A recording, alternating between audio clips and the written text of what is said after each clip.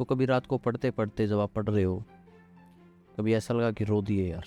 तो वो एक अकेलापन कि यार मैं क्या कर रहा हूँ, पता नहीं कुछ हो भी रहा है कि नहीं हो रहा, मैं आगे जा रहा हूँ कि नहीं, पेपर क्लियर ही नहीं हो रहे हैं। दूसरा फैमिली का भी प्रेशर होता है कि भाई और कब तक चलेगा, ये कब तक करेगा, कितनी तैयारी करेगा। महिला मित्र सर 24-25 साल हो गए नहीं है, तो इग्नोर आप टाइपिंग को भी नहीं कर सकते। टाइपिंग में भी प्रेशर होता है सर कि जब आप दूसरों की आवाज़ सुनते हो ना कर, हाँ, तो वो अपने में आता है कि यार मैं ही धीरे लिख रहा हूँ। ये मेंटालिटी फिर आपके डाउट क्रिएट कर देती है कि मेरा कुछ रह ही गया। आपको एकदम श्योर होना पड़ेगा कि अब मेरे को सब कुछ आता है। और एकदम मैं हमेशा कूल रहता हूँ, मैं सेंटर से थोड़ा दूर चला जाता हूँ। धोनी सर का बहुत फेमस कोट है कि कंट्रोल द कंट्रोलेबल। जो चीज़ आपके कंट्रोल में है उसको आप कंट्रोल कर लो। मेरा सिलेक्शन कब होगा, मैं ठीक से पढ़ रहा हूँ कि नहीं, ये जो भी बातें आप कंट्रोल नहीं कर सकते उनके बारे में सोच के आपको कोई रिजल्ट मिलना है नहीं। और वापरे जीएसटी इंस्पेक्टर बन गया तो क्या करे यार उस टाइम बंदा क्या करे? वो लगता है मेरा तो अब नहीं हुआ, क्या करूं? ये सेल्फ डाउट तो सर सबको ही आता है, सबको ही आता है। सबसे पहले आपको अपने अंदर विश्वास होना चाहिए, एक ये बिलीफ होना चाहिए कि मैं कर सकता हूँ। डाउट नहीं, मैं कर सकता हूँ, टाइम भले ही लग जाए पर मैं कर सकता हूँ। तो दोस्तों आज हमारे साथ हैं संकेत, जिनका सिलेक्शन एसएससी सीजीएल 2024 से जीएसटी इंस्पेक्टर की पोस्ट पर हुआ है और इनकी स्टोरी कुछ यूनिक रही है और इनकी स्टोरी के बारे में जानेंगे कैसे इन्होंने जो है जीएसटी इंस्पेक्टर की पोस्ट को हासिल किया है। तो सबसे पहले तो संकेत, आपको और आपके पूरे परिवार को शुभकामनाएं, बधाई कि आपने जो है 4600 ग्रेड पे की 3 स्टार की नौकरी जो है हासिल कर ली है। Thank you sir, thank you so much. और ऑन अ लाइटर साइड ये मेरी दिली तमन्ना थी कि मेरा भी कोई इंटरव्यू हो और वो आपके साथ हो रहा है, तो मैं बहुत आई एम वेरी थैंकफुल। तो माय डियर देखो, ये तो आपकी मेहनत का एक तो फल है कि आप जो हैं इस मुकाम तक आए हैं। तो थोड़ा सा अपना इंट्रोडक्शन करें। सर नाम तो आपने बता ही दिया, और मैं वैसे इंजीनियर हूँ। मैंने इंजीनियरिंग की है, इलेक्ट्रिकल और इलेक्ट्रॉनिक्स इंजीनियरिंग। 2022 पास आउट हूँ मैं Maharaja Agrasen institute of technology जो रोहिणी में है, जो आईपी यूनिवर्सिटी से एफिलिएटेड है। और उसके बाद ये मेरा दूसरा अटेम्प्ट था। दूसरे अटेम्प्ट में ले लिया। ओके। तो फैमिली में पापा क्या करते हैं? सर मेरे फादर और मदर दोनों ही टीचर हैं, गवर्नमेंट जॉब में। फादर डीएसएसबी में है, मदर केवी में है। एक एल्डर सिस्टर है, वो प्राइवेट जॉब में है। ओके, मतलब वेल सेटल्ड फैमिली होगी अब आपकी। हाँ, आप ही बच रहे थे बस। मैं ही बच रहा था और मेरा भी काम हो गया। काम हो गया भाई इनका भी। तो माय डियर, जैसे आपने ये गवर्नमेंट जॉब का सपना आपने कैसे कब से स्टार्ट किया कि मैं भी गवर्नमेंट जॉब में लगूं? सर गवर्नमेंट जॉब का ऐसा है कि जिस कम्युनिटी से हम हैं, मतलब मैथिली कम्युनिटी जो बिहार में है, या बिहार में वैसे भी जनरली गवर्नमेंट जॉब एक बहुत ही प्रेस्टिजियस चीज़ मानी जाती है कि फलाने के घर में गवर्नमेंट जॉब है। तो वो तो स्टार्टिंग से ही था। बहरहाल एसएससी में कैसे आया उसकी एक अलग कहानी है। वैसे मैं प्राइमरीली सिविल सर्विस यूपीएससी की तैयारी करता था और अभी भी वही करूँगा आगे भी। Okay, UPSC aspirant. ओके, तो यानी कि यूपीएससी एस्पिरेंट होते हुए साथ के साथ आपने जीएसटी इंस्पेक्टर की नौकरी को हासिल कर लिया। जी सर। तो कैसे, मतलब फिर आपने एसएससी में आपने कदम रखा तो कैसे तैयारी आपने स्टार्ट की? सर एसएससी को मुझे एक मेरे फ्रेंड ने इंट्रोड्यूस करवाया कि यार एसएससी भी सीजीएल एग्ज़ाम होता है और इसमें भी आप जॉब ले सकते हो, अच्छी जॉब होती है, मिनिस्ट्री में जॉब होती है, इंस्पेक्टर बन सकते हो आप। तो उसके कहने पर मैंने अटेम्प्ट दिया था पहला, जब 2022 में। वो ऐसे ही था उस अटेम्प्ट को, मतलब ऐसे कि मैं कुछ पढ़ के उसके कहने पे मैं चला गया। बस चला गया। और फॉर्चुनेटली किस्मत मेरी अच्छी थी कि उस साल कट ऑफ भी बहुत लो गई थी, तो उस साल सिलेक्शन हो भी गया। 37,000। हाँ, 112 उसमें कट ऑफ गई थी शायद, और 122 नंबर थे मेरे। तो पर मेंस नहीं हुआ क्योंकि पढ़ाई तो थी नहीं। उसके बाद से फिर मैं इससे मुझे पता चल गया कि अच्छा सीजीएल है, ऐसे ऐसे पढ़ना है। तो 2023 में दिया, उसमें नहीं हो पाया और 3 मार्क्स से रह गया मेरा। शायद 150 कट ऑफ गई थी प्रीलिम्स की 2023 में। बच्चों ने बहुत हंगामा भी किया था कि बहुत ज़्यादा कट ऑफ है, तो एसएससी ने ध्यान रखा और इसकी बात का अगली बार 3 नंबर और कट ऑफ बढ़ा दी, 153 कर दी। तो पर इस बार लकीली मेरा हो गया। तो आपने प्री में कितने मार्क्स आए आपके इस बार? सर रॉ मार्क्स थे 150 और एट नॉर्मलाइजेशन क्योंकि मेरी शिफ्ट टफ थी तो 159 पॉइंट कुछ समथिंग। और अभी मेंस में आपके? मेंस में सर मेरे रॉ मार्क्स थे 327 और वो नॉर्मलाइज होके हो गए 351.3। 350। ओके, यानी कि 350 प्लस नंबर आपके आए हैं 390 में से। यानी कि अगली बार तो इस हिसाब से अगर नॉर्मलाइजेशन चलता रहा तो 400 कट ऑफ जा सकती है। 390 में से 400 कट ऑफ जाएगा ना, क्योंकि पहले भी है ना ऐसा 2019 में देखा गया कि 200 नंबर का पेपर था, 210 आ रहे हैं बच्चे के, 220 आ रहे हैं, नॉर्मलाइज होके। नॉर्मलाइज होकर के ऐसी ऐसी चीज़ें हुई हैं। उसमें बहुत माइनस में 300 माइनस में स्कोर कर दिया था बच्चों ने। बच्चों को, काफ़ी दिक्कत रही थी उसमें। तो यार सबसे आपने ड्यूरेशन में जो है जब आपने स्टार्ट की एसएससी की तैयारी, तो कैसे आपने स्टार्ट की? मैथ्स के लिए आपने क्या कुछ किया, इंग्लिश के लिए क्या कुछ किया? सर मेरा तरीका थोड़ा अलग रहा है। मैंने वो ट्रेडिशनल वे में पढ़ाई नहीं की है कि कोई कोचिंग गए और या कोई ऑनलाइन कोर्स ले लिया और आपने फिर पहला चैप्टर दूसरा चैप्टर ऐसे नोट्स बनाते चले गए, पढ़ते चले गए। मेरा तरीका थोड़ा अलग रहा है, क्योंकि मैं इंजीनियरिंग बैकग्राउंड से, इसको आप एक प्रिविलेज भी बोल सकते हो कि मेरे को बेसिक्स आते ही हैं सब चीज़ों के। तो मैंने स्टार्ट ऐसे किया था कि मैं मॉक टेस्ट देता था, बहुत ज़्यादा मॉक टेस्ट देता था। और मॉक टेस्ट से ही जो भी मेरी तैयारी हुई है, जो भी मैंने सीखा है, जो भी कॉन्सेप्ट, फॉर्मूले, जो भी ग्रामर के नोट्स हो गए, वो सब मैंने मॉक से ही कर करके सीखा है। क्योंकि ये एक एसएससी के पार्ट पे भी एक उनकी कमी है कि वो भी एक सिमिलर टाइप ऑफ क्वेश्चन ही पूछते हैं, और ये ट्रेंड चला ही आ रहा है। तो इसके लिए आप कोई कोचिंग हो सकता है कि बहुत लोगों के लिए वो काम करे। मुझे लगा कि मैं दूसरे तरीके से कर सकता हूँ, तो मैं मॉक टेस्ट सॉल्व करके और उनका फिर थरो एनालिसिस करके कि ये तरीका, ये क्वेश्चन नया था, ये क्वेश्चन में मैंने कुछ नया सीखा, ये मेरे को पहले मतलब पता नहीं था। आपका बेसिक ऑलरेडी क्लियर था? हाँ मतलब मैथ, रीजनिंग, इंग्लिश, जीके सभी हाँ हाँ हाँ थोड़ा थोड़ा आपका क्लियर था? हाँ, थोड़ा थोड़ा। और क्योंकि मैं सिविल की प्रिपरेशन भी तो कर रहा था। कोई भी टीचर से आपने पढ़ाई नहीं की मैथ के लिए, इंग्लिश के लिए?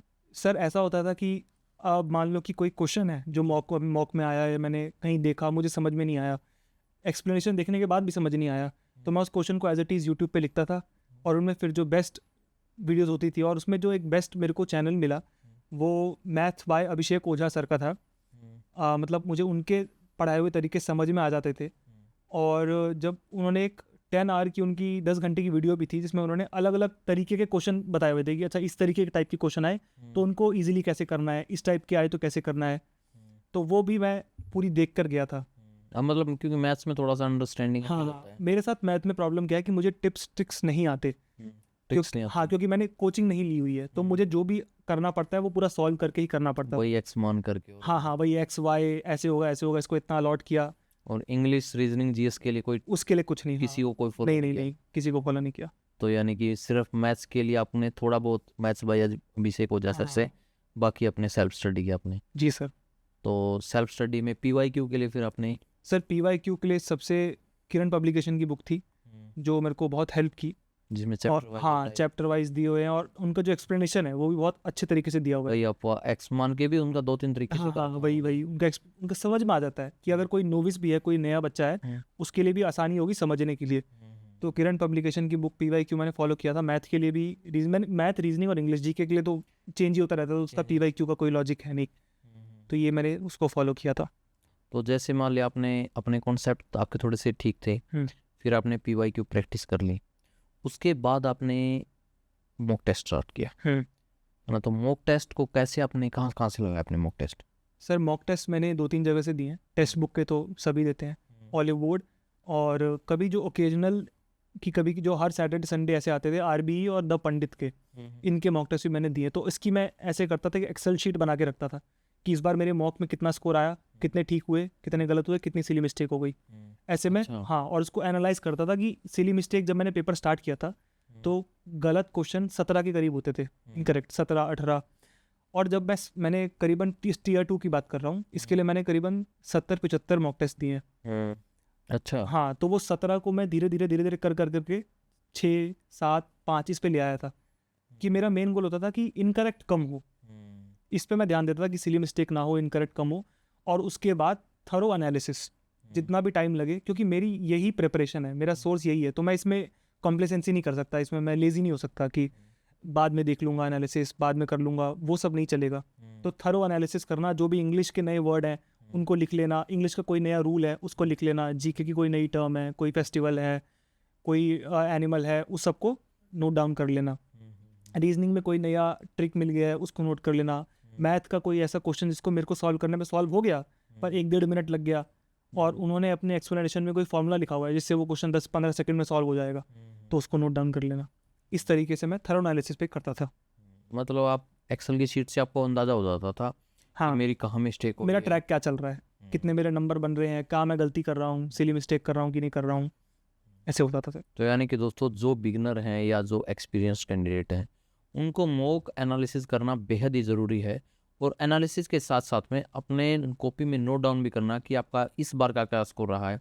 अलग अलग सब्जेक्ट वाइज लिखते थे, यस सर। तो आपको कितना टाइम लगता था? जैसे एक मान लिया प्री का टीयर 1 का मॉक है, 100 क्वेश्चन आते हैं, 60 मिनट मिलते हैं, कितने टाइम में आप जो है जीके इंग्लिश कर ले, जीके को इंग्लिश को कितना टाइम देते? सर जीके तो क्योंकि मैं सिविल का मेरा बैकग्राउंड है ही, सिविल सर्विसेज का, तो मैं उसमें पढ़ता ही रहता हूँ, तो जीके और इंग्लिश मिला के सब 12-13 मिनट में हो जाता था, और रीजनिंग? और रीजनिंग हो जाती थी 15 से 20 मिनट में। तो मैं अपना मेक श्योर करता था, क्योंकि मेरे को मैथ की अगेन ट्रिक्स वगैरह नहीं आती है, कि मैं आधा घंटा रखूँ सॉल्व करने के लिए। बाकी लोगों को इतना टाइम नहीं लगता है, जैसे मैं उसमें एनालिसिस भी आता है कि टॉपर ने कितने टाइम में सॉल्व कर दिया, और जब मैं टॉपर का टाइम देखता था कि 20 मिनट 22 मिनट, और मुझे वही करने में 10 मिनट ज़्यादा लग रहे हैं, तो इससे मुझे समझ में आ गया था कि मेरे को मैथ के लिए एम्पल टाइम बचा के रखना पड़ेगा, और वही मैंने टीयर 2 में भी किया है। उसके लिए मैं अपना टाइम बचा के रखता था। मतलब मैं आपने मतलब जीके को और इंग्लिश को 12-13 मिनट दे दिए, हाँ, और रीजनिंग आप 15-17 मिनट इसमें हो जाता था, यानी कि ऑलमोस्ट 30 मिनट्स आपके जो हैं बाकी 3 में मैथ्स 25 क्वेश्चनों के लिए आपके हाँ 30 मिनट्स मैथ्स के लिए देते थे आप, और ऐसे आप मेंस में किया आपने? हाँ मेंस में सर वही मैं, जैसे मैथ्स पर अभिषेक ओझा की जो वीडियो थी, उस जो 10 घंटे की वीडियो है, उसने बहुत हेल्प किया मुझे, क्योंकि उन्होंने ऐसे कोर ट्रिक्स बताए, टिप्स बताए कि ऐसे, क्योंकि वो ऐसा नहीं है कि वो कोई उन्होंने आउट ऑफ द ब्लू कोई चीज़ बता दी, वो कोचिंग में सिखाई ही जाती है, पर क्योंकि मैं कोचिंग नहीं गया तो मुझे उससे बहुत हेल्प हुई, और ऐसे 4-5 क्वेश्चन मेंस में आ भी गए, जिसको मैंने ट्रिक लगा के वो क्वेश्चन शायद 10 सेकंड में सॉल्व हो गया, तो जो उसको मैं अदरवाइज करने जाता तो 1 मिनट लग जाता उसमें। यानी कि ट्रेडिशनल मेथड से भी आप जो कर सकते हो, थोड़ा सा आपको जो है, लेकिन जीके रीजनिंग इंग्लिश पे थोड़ा सा कम टाइम देना। जीएस तो आपका हाई सिविल, जीएस तो है सर। हाँ, तो सेक्शनल मॉक टेस्ट भी देते थे आप? सेक्शनल मॉक टेस्ट देता था सर, मैथ के और इंग्लिश के। मैथ और इंग्लिश? हाँ, क्योंकि मेरे को इनमें अपनी क्या होता है कि जीके एसएससी ने ऐसा कर दिया है कि पता नहीं क्या क्वेश्चन पूछ लेंगे वो लोग। इस बार भी उन्होंने साइंस का एक क्वेश्चन पूछा है, पर उसको ऐसे पूछा है कि वो हिस्ट्री का क्वेश्चन है, कि ये फलाना चीज़ कौन से साल में डिस्कवर हुई थी साइंस की, तो ये साइंस थोड़ी, तो हिस्ट्री हो गया।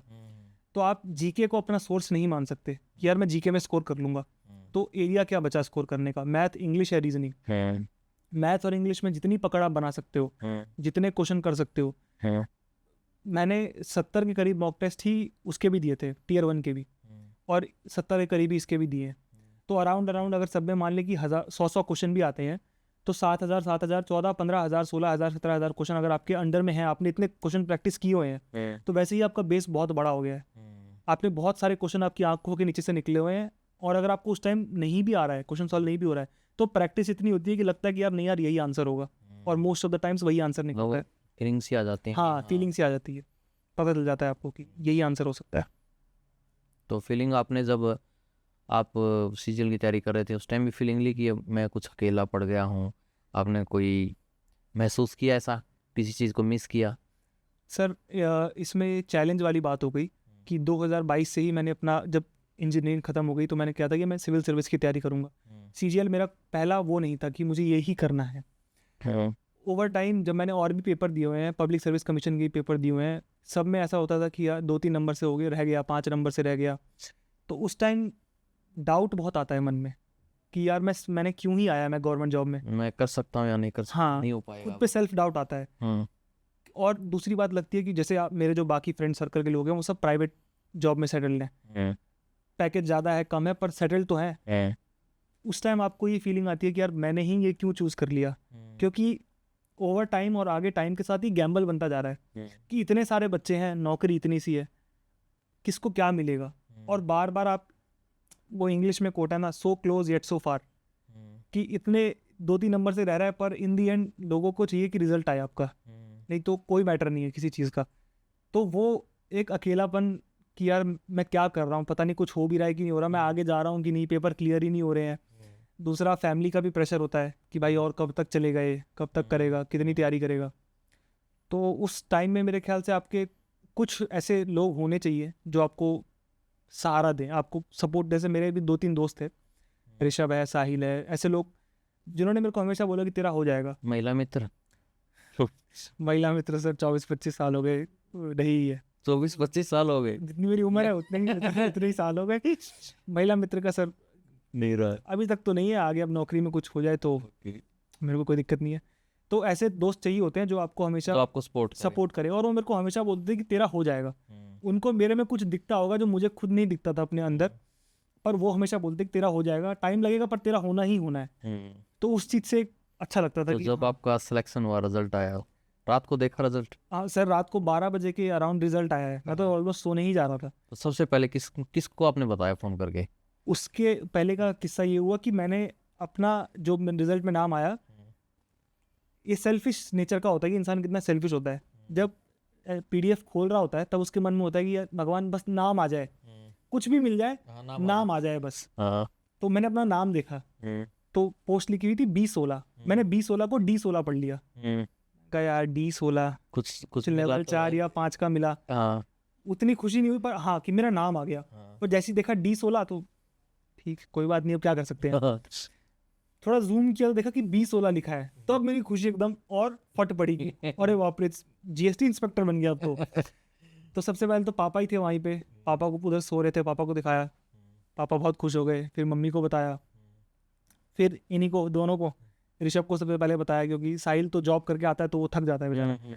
ऋषभ भी मेरा दोस्त है, वो भी प्रिपेयर ही कर रहा है गवर्नमेंट जॉब के लिए, तो उसको बताया, वो बहुत खुश हुआ। ऑल इन ऑल फिर सुबह तो घर वालों का अपना ही काम होता है कि वो ब्रॉडकास्ट चैनल की तरह एक्ट करते हैं, सबको बता दिया उन्होंने कि इसका हो गया हो गया हो गया हो गया वही, हाँ लड़का बन गया जीएसटी बस हो गया, हो गया।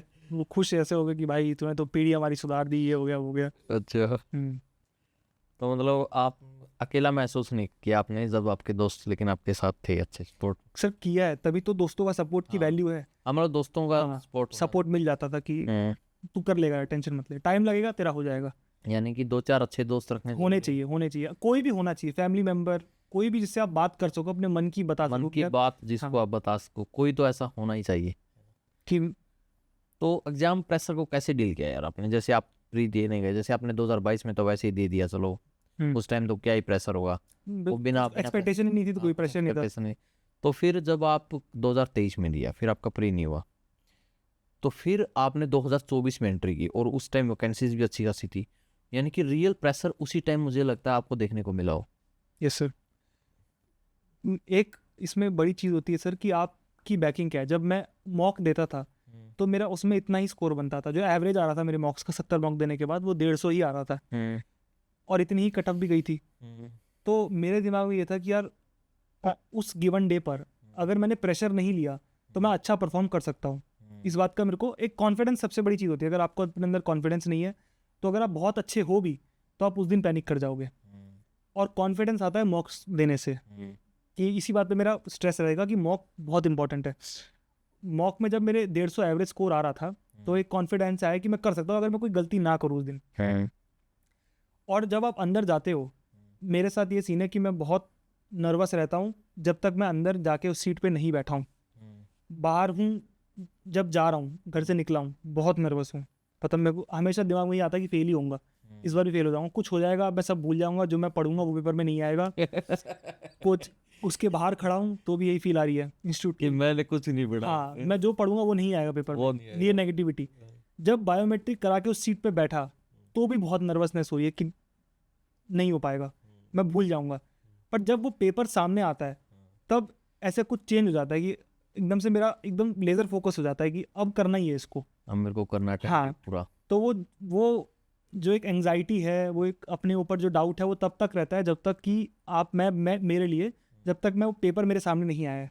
जैसे ही पेपर आया उसके बाद मुझे कुछ नहीं दिखता, सिर्फ ना मैं ऊपर देखता हूँ ना मैं इधर उधर पानी पीने के लिए जाता हूँ, सारा मेरा फोकस डेडिकेशन पेपर पे ही रहता है। तो यानी कि वो टिक टिक टाइम चलता है उसमें, लास्ट में थोड़ा सा, हाँ लास्ट में अगर क्वेश्चन, जैसे इस बार हुआ था मेंस में, इस बार जैसे हमारे सेंटर पे क्या हुआ कि उन्होंने जो रफ शीट होती है वो सबको बांटी नहीं और पेपर स्टार्ट करवा दिया। बच्चों ने स्टार्ट पे क्लिक कर दिया, बच्चों का घड़ी चलने लगी, पेपर स्टार्ट हो गया उनका। और पेपर से पहले क्योंकि हम बच्चों से बात करते हैं तो मेरे साथ भी ऐसे बच्चे आए हुए थे जो ऑलरेडी सिलेक्टेड हैं, ऐसे बच्चे आए हुए थे, वो पैनिक कर गए कि शीट कहाँ है, शीट कहाँ है, शीट कहाँ है, शीट दो। और जब मेरे को भी शीट नहीं मिली थी, मैं लेकर आया और क्योंकि इतनी आवाज़ आ रही थी, साइलेंस नहीं था क्योंकि सबको शीट चाहिए, तो मैं पहला क्वेश्चन पढ़ रहा हूँ कि इसने इतने घंटे में किया, इसने इतने घंटे में किया, कुछ समझ ही नहीं आ रहा, फिर पढ़ रहा हूँ, इसने इतने घंटे में किया, इतने घंटे में किया, फिर पढ़ा। जब 3-4 बार मैंने सेम क्वेश्चन पढ़ लिया तो मुझे समझ में आ गया कि मैं भी पैनिक कर रहा हूँ। हाँ, अब पैनिक का माहौल क्रिएट हो गया है क्योंकि सब जगह से आवाज़ आ रही है और साथ वाले लोग भी पैनिक कर रहे हैं, तो उसी में मैं भी पैनिक करने लगा। तो उसमें अपने ईज़ के लिए मैंने कोई बात नहीं, अपने दिमाग में बोला कि सारे क्वेश्चन छोड़ दूंगा, जो आता है वही करके जाऊंगा, पैनिक नहीं करूंगा। बेसिकली अलग अलग आपने इस दौरान 1-2-3 मिनट तो खराब कर ही दी। हाँ खराब कर दिए, क्योंकि मैंने अपनी जान मर्जी से नहीं किए, वो हो सबके गई। साथ ही हुआ है। हाँ, सब और उसमें बहुत बच्चे जो सिलेक्टेड है उनका पेपर खराब हो गया। जब पेपर खत्म हुआ उनसे मेरी बात हुई कि यार इनकी गलती है, और बहुत सारे बच्चों ने वहाँ पे शिकायत भी की, पर इन दी एंड मैं तो इंडिविजुअल हूँ, मुझे अपना बेस्ट देखना है। तो वहाँ पे मेरे लिए कोपिंग मैकेनिज्म सामने आया कि नहीं यार, और मैं इससे खुद ही ऐसे ही डील करता हूँ कि सारे पूरा पेपर खाली छोड़ दूंगा, स्ट्रेस नहीं लूंगा। तो जैसे ही मैंने खुद को ये बात याद दिलाई, बस अपने आप को मैं स्ट्रेस नहीं लूंगा, ये मेन चीज़ है, क्योंकि आप बेस्ट तभी परफॉर्म कर सकते हो जब स्ट्रेस नहीं है आपके पास। तो फिर पहला क्वेश्चन नहीं हुआ, छोड़ दिया, दूसरा नहीं हुआ, छोड़ दिया, तीसरा नहीं हुआ, छोड़ दिया, चौथा भी छोड़ दिया, फिर पांचवा हो गया, पांचवा हुआ थोड़ा कॉन्फिडेंस आया, स्टार्टिंग हो। हाँ छठा हुआ थोड़ा और कॉन्फिडेंस आया, ऐसे कॉन्फिडेंस बनता चला गया, फिर पेपर स्मूथली निकल गया। ये चीज़ मेन थी। तो यानी कि एग्जाम प्रेशर तो एक बार आता ही है, आता ही है, लेकिन उसको डील करना पड़ेगा आपको। और उस डील करने के सबके अपने अपने तरीके हैं। यानी कि मॉक टेस्ट पे अच्छा काम किया आपने, थोड़ा सा कॉन्फिडेंस तो था ही आपके। हाँ, मॉक टेस्ट में भी सर इसके Tier 2 के मॉक में अराउंड 300 मेरा एवरेज स्कोर बन रहा था। और अब इसमें बात ये है कि वहाँ पे 327 स्कोर आ गया, नर्व्स को काम रखा सब कुछ, और पेपर भी उसी हिसाब से आया, तो उस पर हेल्प हुई बहुत। तो क्या लगता है आपको सबसे कॉमन मिस्टेक क्या होती है जब हम ये इस जर्नी के अंदर? सर मेरे हिसाब से तो मैंने ऐसे बहुत सारे बच्चों को देखा है जो अच्छे अच्छे बैकग्राउंड से हैं, पर वो वही ट्रेडिशनल तरीका वापस से, कि पहले तो उनके दिमाग में सेट है कि पहले तो कोचिंग ही लेनी पड़ेगी, फिर वही पहला चैप्टर, दूसरा चैप्टर, तीसरा चैप्टर। इसका मेरे ख्याल से टाइम, ये उनके लिए बहुत अच्छा होगा जिनका जो इंजीनियरिंग बैकग्राउंड से नहीं है, साइंस बैकग्राउंड से नहीं है, बेस ग्राउंड, हाँ, जिनका बेस कवर नहीं है। और मोस्टली आर्ट्स वाले जो बच्चे वो ज़्यादा क्वांटिटी में होते हैं, उनका जिससे बेस कवर नहीं होता है, क्योंकि मैथ्स रीजनिंग उनके लिए नया होगा, क्योंकि उन्होंने 2-3 साल पढ़ा नहीं है।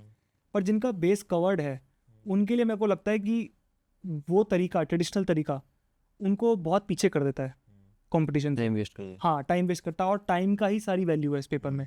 वो 1 घंटे की ही वैल्यू है, उसमें आप कितने क्वेश्चन कर सकते हो। तो ऐसे बच्चों के लिए मेरे को लगता है कि जितनी आप क्वेश्चन प्रैक्टिस कर सकते हो, जितने क्वेश्चन प्रैक्टिस कर सकते हो आपको उतने क्वेश्चन प्रैक्टिस करने चाहिए। और जो आपको टॉपिक नहीं समझ में आ रहे हैं उसको आप यूट्यूब से आजकल कंटेंट की कमी तो है नहीं, कंटेंट ज़्यादा हो गया, उससे भी पजलिंग। हाँ, तो कुछ एक सिलेक्टेड आपने बुक उठाई, इसी को फॉलो करूंगा, जब तक इसको खत्म नहीं करूंगा दूसरी बुक नहीं छूंगा, ये वाला रूल होना चाहिए। मेन तो मतलब PYQ का ही रोल है। PYQ का बहुत रोल है, और उसमें भी क्रिन पब्लिकेशन का रोल मेरे लिए तो बहुत लगा कि मेरे को जो उनकी एक्सप्लेनेशन है, जो क्वेश्चन की क्वालिटी है, सब बढ़िया है। तो यानी कि PYQ करो, अपने बेस अगर स्ट्रॉन्ग नहीं है तो सबसे पहले कहीं ना कहीं कोचिंग ले लो भाई। देखो इनकी चीज़ अलग रही है, मान लिया आपकी चीज़ अलग हो सकती है, आपका बेस है ही नहीं और आप हवाबाजी में कह रहे हैं नहीं मैं तो मॉक टेस्ट ही लगाऊंगा, उस मॉक टेस्ट का कोई बेनिफिट नहीं होगा, उसका कोई बेनिफिट नहीं होगा, क्योंकि मॉक टेस्ट में स्कोर इंप्रूव नहीं होगा। आपको वही क्वेश्चन आएगा ही नहीं नेक्स्ट टाइम, फिर नहीं आएगा, फायदा ही क्या है? उस मॉक टेस्ट का कोई बेनिफिट नहीं। आपका बेस यानी कि आपके सारे कंसेप्ट क्लियर होने चाहिए। देखो इनका भी कंसेप्ट क्लियर नहीं था मैथ्स के लिए, इन्होंने भी क्या किया है, जो अभिषेक ओझा सर हैं उनकी वीडियोस देखी है इन्होंने, ठीक है, यानी कि अपने कंसेप्ट को कहीं ना कहीं क्लियर किया है, ठीक है। GS के लिए इनका ऑलरेडी जो है UPSC एस्पिरेंट्स है, तो इसलिए जो है इनका स्ट्रॉन्ग था, ठीक है। मैथ्स का इन्होंने किया, और इंग्लिश की स्टार्टिंग से इनका बेस अच्छा था, तो उसके लिए भी इन्होंने कोई ज़्यादा किसी टीचर से ज़रूरत नहीं पड़ी है, ठीक है। तो न्यूज़पेपर वगैरह पढ़ते थे आप? जी सर, वो तो डेली हैबिट ही है, कोई भी UPSC एस्पिरेंट है उससे आप पूछोगे तो न्यूज़पेपर तो हाँ, तो देखो यानी लाइफ का ही पार्ट है। वो तो मेंस में आपको लिखना भी पड़ता है, सब्जेक्टिव पॉइंट बनाने पड़ते हैं, तो मस्ती, और उससे इंग्लिश भी इंप्रूव हो जाती है। से इंग्लिश में, हाँ, क्योंकि आप एडिटोरियल वगैरह पढ़ते हो। तो क्या न्यूज़पेपर SSC वाले बच्चे को पढ़ना चाहिए, क्या मानना? सर SSC वाले बच्चों को सिर्फ जो उसका एडिटोरियल पार्ट है ना, वो पढ़ लेना चाहिए, क्योंकि एक तो पैसेज की वो हैबिट बनाता है आपकी, पैसेज पढ़ने की, थोड़ी आपको हाँ वर्ड्स अच्छे मिल जाते हैं। पूरा नहीं पढ़ना चाहिए, क्योंकि SSC के क्वेश्चन दूर दूर तक भी वो नहीं आते जो न्यूज़पेपर में पूछे जाते हैं, एकदम अलग है। यानी कि अपनी हैबिट बना सकते हो आप, जो है रीडिंग स्किल जिसका अच्छा नहीं है कि भाई हाँ मुझे थोड़ा सा अपने, क्योंकि उससे टाइम भी सेव हो जाएगा आपका और आपकी हैबिट भी बनेगी, कुछ उसमें अंदर उस ग्रामर के या फिर कोई वोकैब के चीज़ें भी आएंगी, तो वो भी आपकी कवर हो सकती है। जी सर। तो यानी कि न्यूज़पेपर, तो एक बच गया अपना कंप्यूटर। कंप्यूटर के लिए क्या गया यार? कंप्यूटर सर, टाइपिंग की एग्ज़ाम, कंप्यूटर पेपर, कंप्यूटर जो जो आता है वो क्वालिफाई मेंस में आता है। हाँ सर, उसके लिए क्योंकि मैं थोड़ा प्रिविलेज्ड हुई, हाँ। कंप्यूटर इंजीनियरिंग का स्टूडेंट हूँ, तो कंप्यूटर मेरा वैसे ठीक ही है। कौन सी ट्रेड से थी आपकी ये बीटेक? मेरी इलेक्ट्रिकल एंड इलेक्ट्रॉनिक्स इंजीनियरिंग, पर उसका कंप्यूटर में ठीक ठाक काम होता है उसमें। ओके।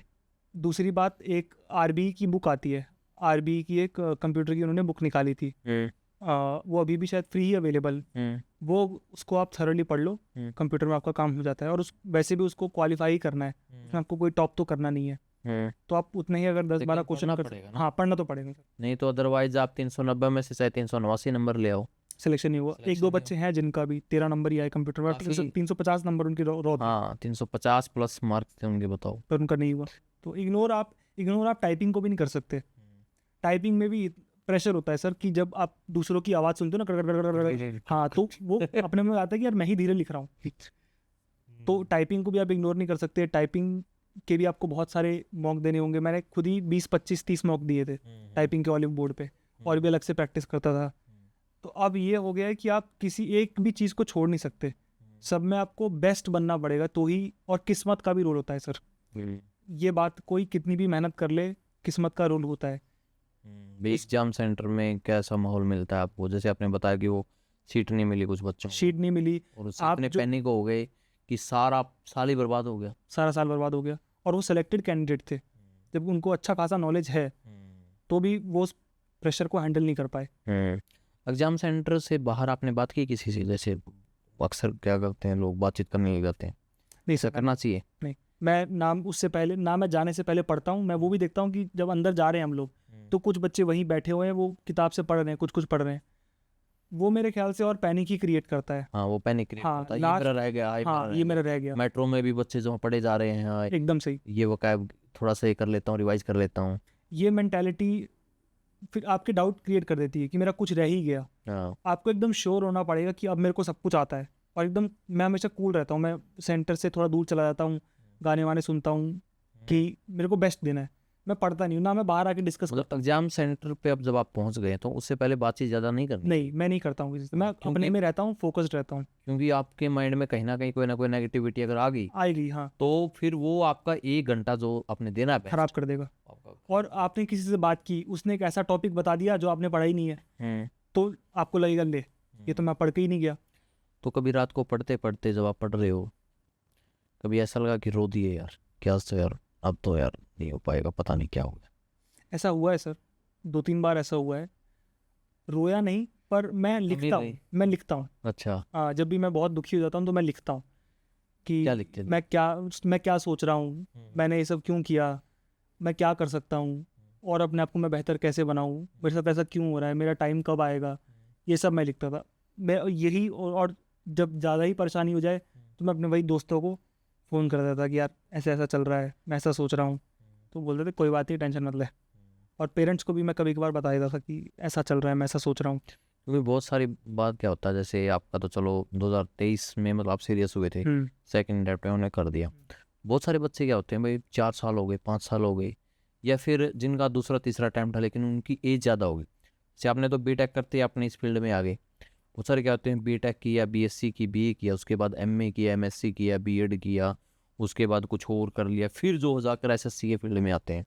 यानी कि तब तक उनकी उम्र जो है बहुत ज़्यादा होती है, और उस टाइम जो कॉन्फिडेंस लेवल कम होता है, डिमोटिवेट होने की संभावना ज़्यादा होती है। उस टाइम में क्या करना चाहिए यार? क्या मतलब ऐसा है जो बच्चे को करना चाहिए? अच्छा, आप तो लिखते थे, क्या लगता है आपको? सर, इसमें तो सबसे बड़ी बात प्रेशर की है कि जिन लोगों की एज ज़्यादा है उनके ऊपर और प्रेशर होता है कि हमारे पास टाइम कम बचा हुआ है, अटेम्प्ट कम है, टाइम कम है। अब मैं उसके बारे में उतने अच्छे से नहीं बता पाऊँ शायद, क्योंकि वो उस पोजीशन में नहीं। मूवीज देखने चले जाओ।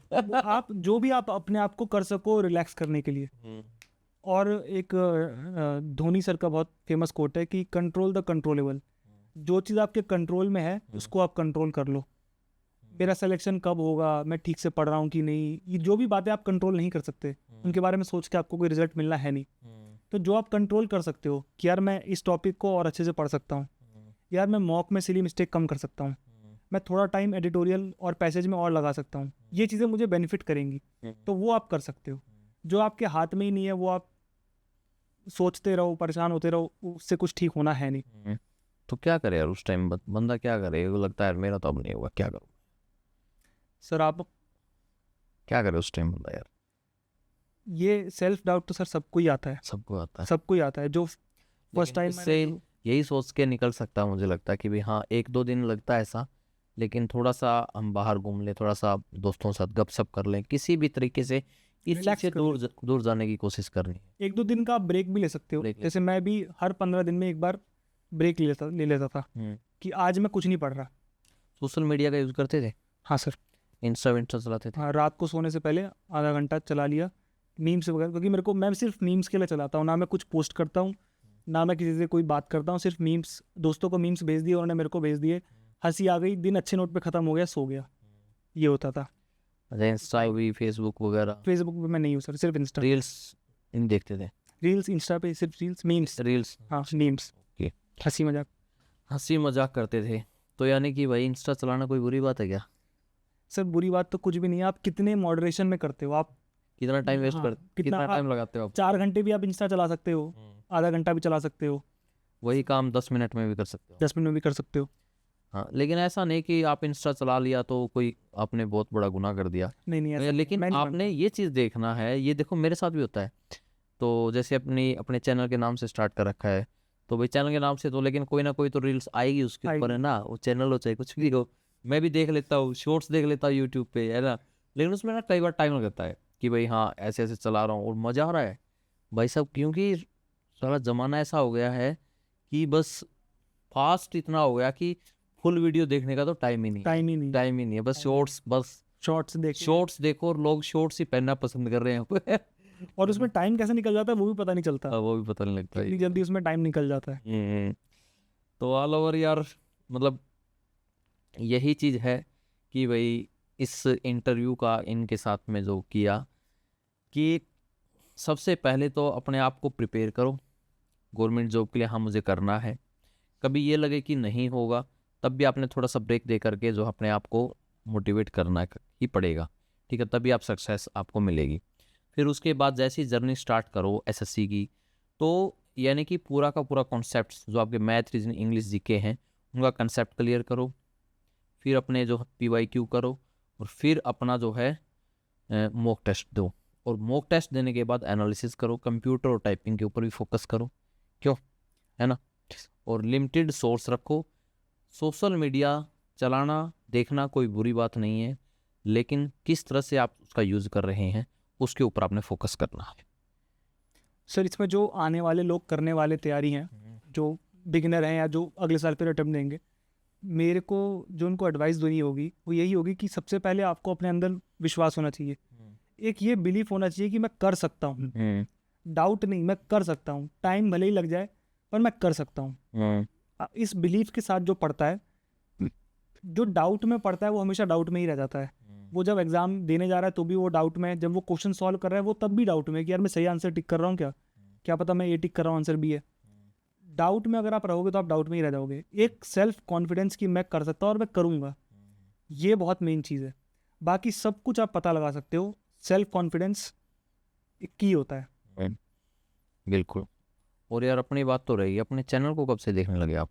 2023 से देख रहा हूँ, 2 साल होने को आया हूँ। वैसे आगे आ गया अपने आप ही, या क्या सर्च कर रहे नहीं, थे? मैं कुछ सर्च कर रहा था, अब मुझे वो याद नहीं है कि मैं सर्च क्या कर रहा था, पर मुझे जैसे मैं इस फील्ड में नहीं था, मैं कुछ और पढ़ रहा था, तो इस अब सीजीएल के थ्रू बहुत सारी वैकेंसी आती है, अब इतनी सारी पोस्ट है, कौन सी पोस्ट क्या है मुझे कोई नॉलेज नहीं थी, और वो सब नॉलेज आप ही के चैनल के थ्रू हुई है कि यार ये पोस्ट कौन सी होती है, इसका क्या काम होता है, अब कौन से स्टेट में कितनी वैकेंसी है, कहाँ से वैकेंसी आ रही है, सब आपके चैनल के थ्रू ही पता चलता है मुझे। अच्छा, तो अब तो फिर आप एक्सपर्ट हो गए होगे। अब तो एक्सपर्ट हो गए, और मैं दूसरों को भी आप ही का चैनल सजेस्ट करूँगा, आपको मिलेगा तो।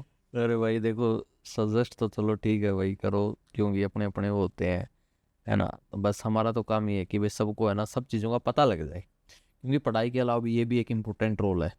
आपने कौन सी पोस्ट चूज करनी है, 60 तरह की पोस्ट होती है, भाई कैसे आपके मार्क्स के हिसाब से आपको लेनी चाहिए, है ना।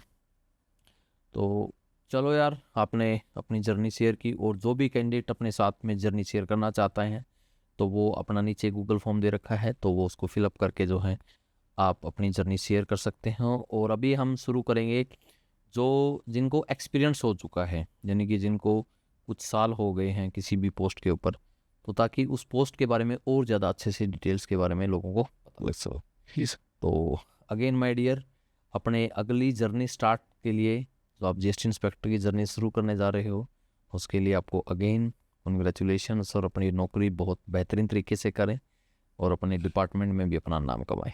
Thank you sir, thank you so much.